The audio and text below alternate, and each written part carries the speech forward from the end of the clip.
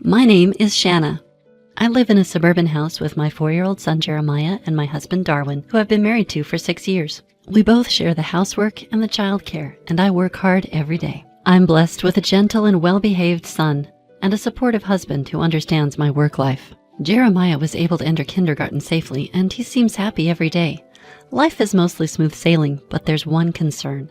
There's a conspicuous person among the kindergarten parents who acts like the leader of the moms. I noticed her about a month after enrolling my son in kindergarten. It was when I went to pick up my son in the car. That kid's mom, don't you think she's kind of lame? Really, I know, right? I know, she seems so old ladyish. Don't you think she should pay more attention to her clothing? I was waiting near the gate for my son to come out, and these women happened to be nearby.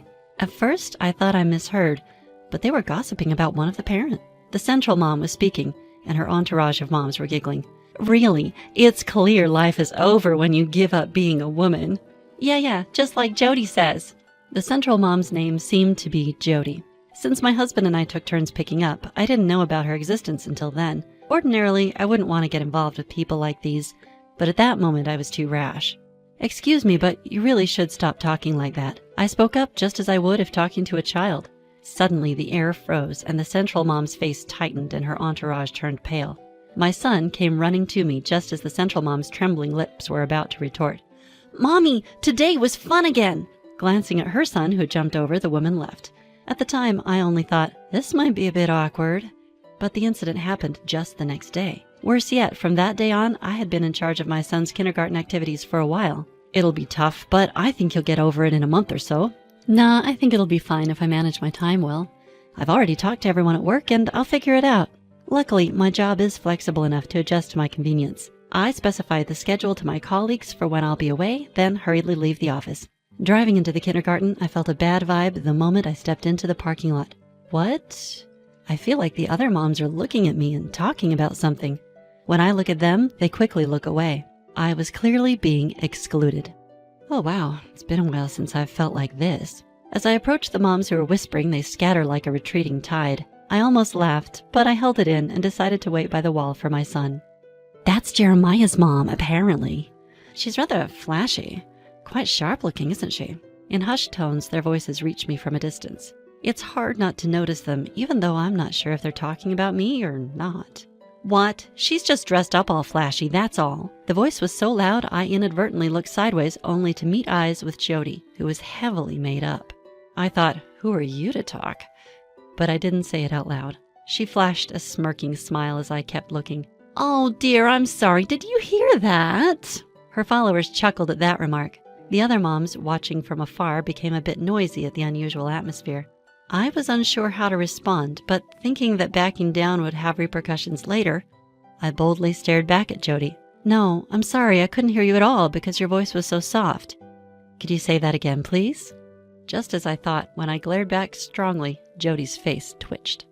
People who lord over a group and bully those beneath them are surprisingly weak when confronted. But at that moment, she was unexpectedly shrewd. Uh-oh, this is bad. What should I do? Isn't it scary? I wonder if I made her mad. She momentarily backed off, then launched a strategy to paint me as the aggressor. Her followers seemed to catch on, turning their backs on me and whispering. Just as I was about to retort again, Jody's child came running. Come on, let's go. There's someone scary here. When Jody gave the order, her followers started getting into the car. As I watched them, feeling frustrated, one of Jody's followers tripped and spilled the contents of her bag. Oh! With a clatter, various small items scattered within a 6-foot radius. But none of Jody's group offered to help, and they all got into the car. With no other choice, I rushed over to help. I bent down to pick up the small items and park diary, etc.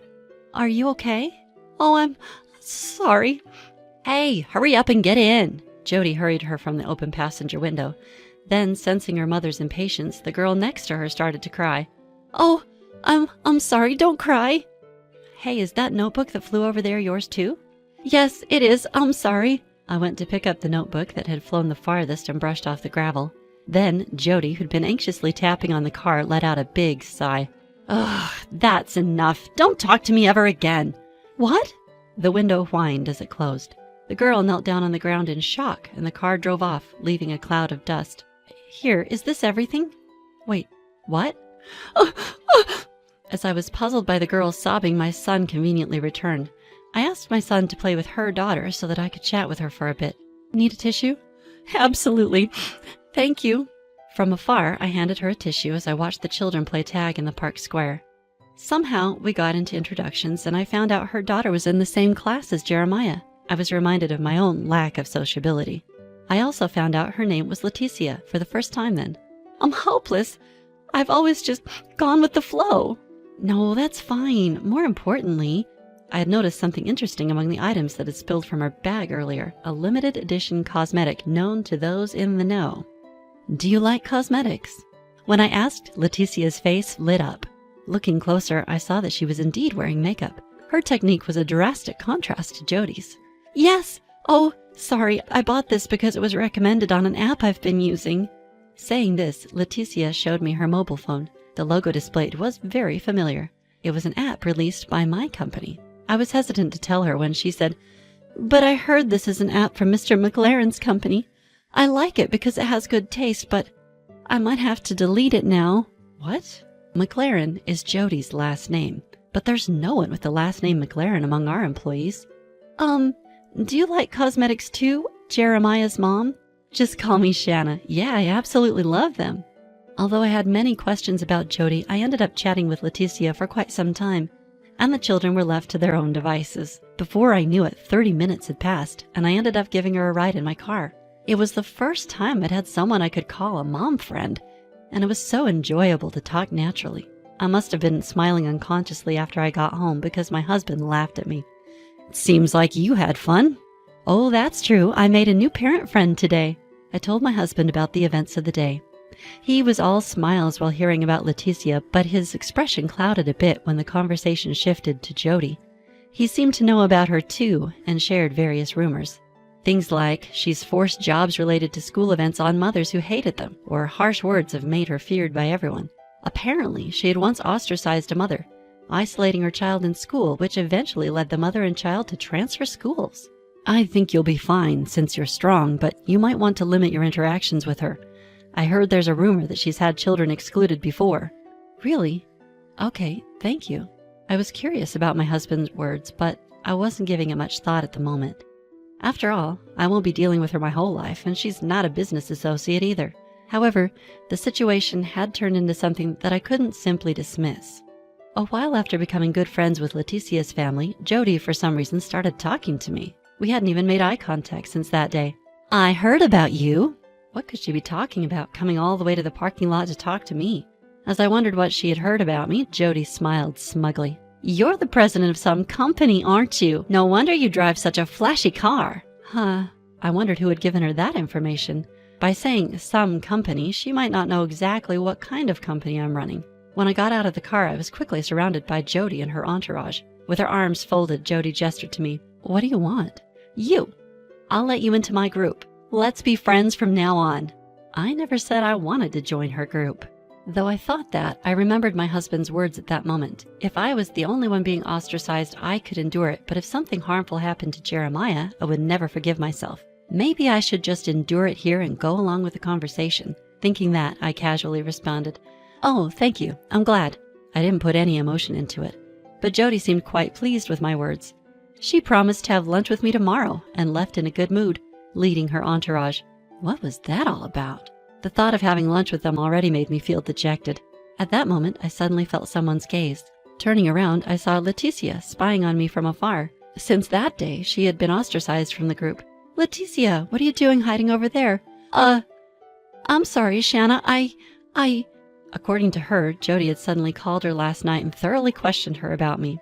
She had accidentally let slip that I was a company president. I'm sorry. Maybe she's planning to take advantage of you." Apparently, Jody has a habit of making the weakest member of the group pay for all the lunches and parties. And until now, that person had been Leticia. What's that about? I once thought it was best to maintain a healthy distance with Jody, but I couldn't tolerate her treating Leticia, such a kind person, so horribly. I decided to change my strategy. We'll be part of this kindergarten for another 3 years. If we have another child, it'll be even longer. Jody's family seems to have many children, and if I'm going to be involved with them for so long, it might be easier to take a stand right now.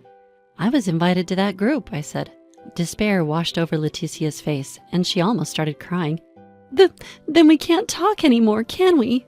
Apparently, Jody has forbidden the group's members from talking to any mothers she's ostracized.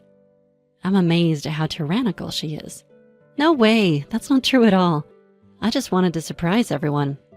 I really think this isn't good. The next day, the cafe where I was invited for lunch was very close to my office. Jody was at the center, taking over the terrace seating. You know, you look very flashy, don't you? In a good way, of course. So with that and being a CEO, you must be incredible. You must be working hard and earning good money, right? I was bothered by the occasional condescending tone, but that wasn't what I wanted to hear about today. Speaking of which, that app is popular these days. From outside the cafe, I could see a large billboard at the top of a building advertising our company's app.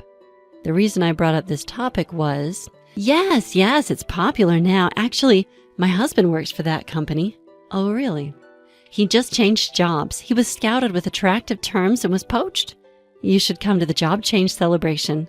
Just as I thought, she took the bait. However, there were several inaccuracies in what she said. To be precise, her husband isn't working there yet. They've only offered him the job, and his first day in the office isn't until next week. Besides, he wasn't headhunted or anything. He just applied on his own accord. They probably think I know nothing about it, but unfortunately for them, I'm the most knowledgeable person in the whole world about that company. Oh, I'm sorry. I have to go now. Oh my, you sure are busy as a CEO, huh? Take care. Confused by what was just said, I tilt my head and Jody smiles in disbelief. You know, you may be the CEO, but you're still the newest member here, right? That's why I'm saying you should pick up the check. It seemed that Leticia's concerns were right on the money. In the end, they probably just saw me as someone to pay the bill. The conversation was filled with nasty gossip, and I felt nothing but disgust at the malicious attacks on Leticia. I forced a smile, paid the bill, and left. Everything is in place now. All that's left is to deliver the punch. On the night of Jody's husband's job transfer celebration, I approached him. Mr. McLaren, you're working late on your first day. Boss, I'm sorry, just a little longer. I want to learn the job quickly. Today was Mr. McLaren's first day of work. He was a bit cautious, but just as I felt during the interview, he was a completely ordinary person. How about we go out for drinks to welcome you on your first day? I'll invite the others too. No, I really want to go, but my wife has booked dinner to celebrate my job change. I'm sorry, can we do it next week? I knew he wouldn't come. Besides, I knew his wife had reserved a table at a fancy steakhouse because, coincidentally, I was invited there too. I left the office, picked up Leticia in my car, and headed to the restaurant. You took your time, didn't you? It's already started. Oh my! The star of the show was supposed to be her husband, but the party had already started when I entered the restaurant. Jody's eyes turned to Leticia, and she makes an obviously disgusted face. What a sourpuss! You weren't supposed to be invited, were you? Well... Oh, I just ran into her and invited her. I'm sorry, could you please order a drink?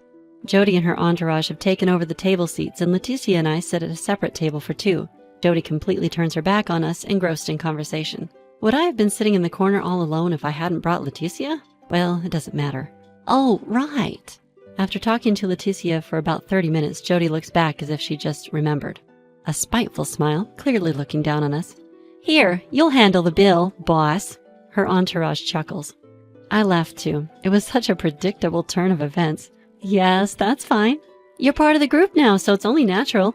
Oh, that person will be showing up soon, too. At that moment, I stood up. When I went down the hallway leading to the bathroom and eavesdropped, I heard that Jody's husband had just entered the restaurant. Wow, everyone. I'm sorry to keep you waiting. Everyone wants to celebrate you. I'm proud that you joined that company. Everyone has downloaded the app, although they seem to have been eating and drinking quite a bit, sidelining the main person. But I thought, thanks for downloading the app. But is this place okay? It looks really expensive. Oh, don't worry about it. The new mom will pay for everything. Being rich is nice, isn't it? The crowd around burst into laughter. Then, without waiting for me to come back, I heard a toast being raised. I sighed and snuck back to my seat at the edge of the room. It was a coincidence, but my seat was behind Mr. McLaren, and in just the right position so he couldn't see me. But you know what I think? Men and women really should have separate roles, I believe, she said loud enough for me to hear. This was one of Jody's favorite topics. You see, if a mom's not at home, the kids are going to suffer, right?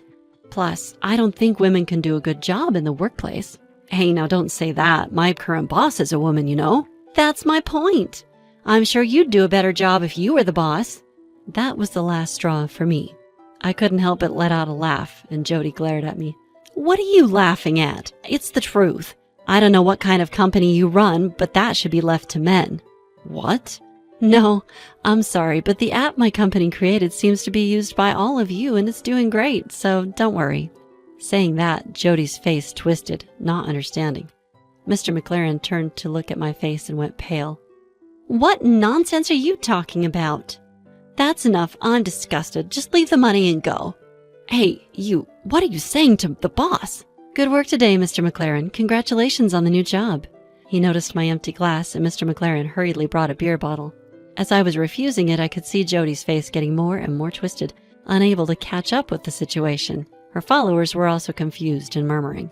Mr. McLaren apologized with such force it looked like he was about to put his head to the floor. Ma'am President, my wife has been quite rude this time. I must apologize. No way. This is just unacceptable. Looks like Mr. McLaren will have to be fired. Just kidding. As I joked like that, McLaren clung to me and apologized. I quickly apologized back to lighten the mood, knowing that this would leave nothing but a feeling of harassment. David's mom, you'll still be friends with us, right? You're not really going to fire my husband, are you? Jody, with a completely fawning smile, buttered me up. Her family has many children, so losing her husband's job would be a problem now. I won't fire him, though. No, my child, Jeremiah, was not interested in me at all, was he? Ugh, so sorry. Move, you're in the way, Leticia. Jody, trying to push Leticia away, who was standing next to me. What a distasteful person. Come on, leave this mediocre woman behind. You'll still be friends with me, right? No, the mediocre one is you. Leticia is my dear friend. She's a far better person than you. What? Jody's voice rose, and she went into a wild rage. I apologized to the restaurant owner and paid for everyone's bill. Mr. McLaren, we're counting on you, starting next week. I said that to Mr. McLaren, who was desperately calming his wife, and we left the restaurant. Later, Leticia and I had a modest celebration. After that, Jody's group fell apart. None of her followers wanted to continue associating with Jody after witnessing her behavior that night. She began to avoid me and gradually lost her place in social circles. A month later, her entire demeanor had changed and she became quite subdued. She tried and failed to join other mom groups, but that's none of my business. Leticia and I continued our friendship, and we still visit each other with our families on holidays. McLaren and I have a business relationship, so personal matters don't come into play. Seeing how hard he works, I can't help but think the incident that night might have spurred him on. In any case, I believe that taking a strong stance from the beginning paid off. Perhaps in human relationships, taking the initiative is key to victory.